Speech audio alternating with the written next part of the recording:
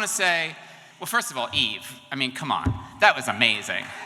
Like, I just want to die so that could be read at my funeral.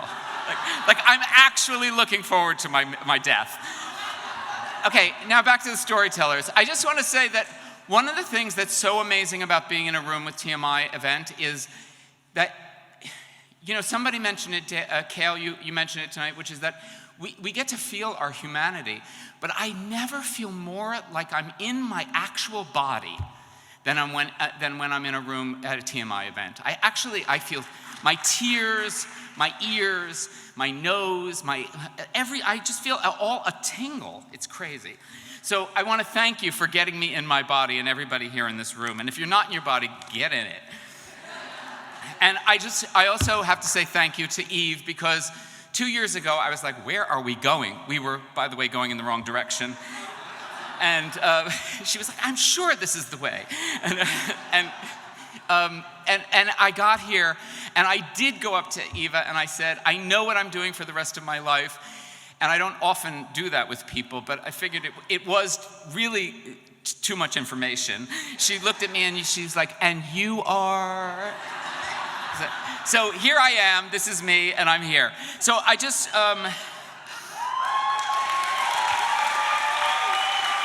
thanks. So if you just indulge me for a minute, I just wrote something, and I just wanted to read this and say, okay. So one of the reasons I'm so enthusiastic about TMI and the work that they do is because the organization is living proof of something I deeply believe, and that is being able to tell your story is a human right. And one of the ways that we exercise that right, it's by learning how to tell our stories from the inside out. Rather than being defined by our history, our parents, by our culture, or institutions and structures outside ourselves, we can, if we are brave, define ourselves. Only I can tell you how I was changed by what happened, or what it means to be myself. And I believe that this business of telling our personal story is one of the truest forms of magic. The alchemy of turning what is most personal into something that just about everyone can recognize as universal. Only by speaking from the I can we be heard. And the workshops that TMI offers are so good at making that kind of magic happen. Of course, deciding that you will determine the meaning of your own life and your own story isn't a popular way to go, but then again, neither is magic. There's no shortage of people, institutions, or commercials trying to convince us that we are not who we believe ourselves to be, not yet, not as we are, not by a long shot. And those voices don't always come from the outside. There's always something telling us maybe we're not educated enough, or authority enough, famous enough. We don't have the best connections, or the context isn't right. There's always something to shut us down or discredit the personal account.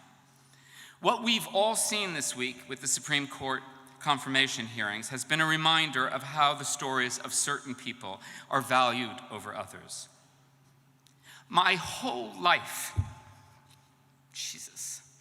I've had to watch as the reputation of systems and those in power are placed above the basic human dignity of certain individuals and communities.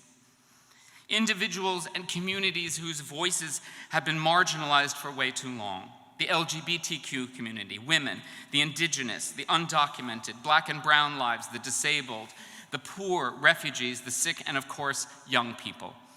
Again and again, these people have been discredited or given less space than they deserve, their voices drowned out entirely by louder, more insistent stories. But lately, more and more people are daring to come forward and tell their stories in the face of no. We saw this week with Dr. Ford as she bravely spoke her truth. We see it with the kids from Parkland, Florida, who are calling BS. We saw it so beautifully tonight with these young people telling their stories.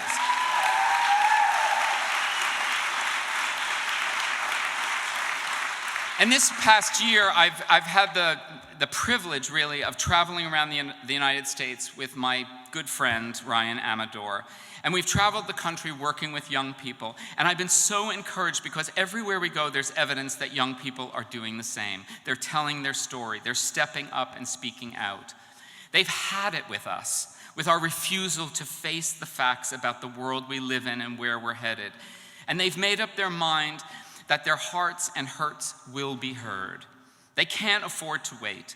And though many of them still are without the agency needed to make a difference in the larger world, they seem pretty clear about one thing. They are going to change the story. One of the great miracles of my life is that I was able to play a part in changing the history of LGBT youth. The miracle is that such a small story, only 15 minutes long, accomplished so much and traveled so far.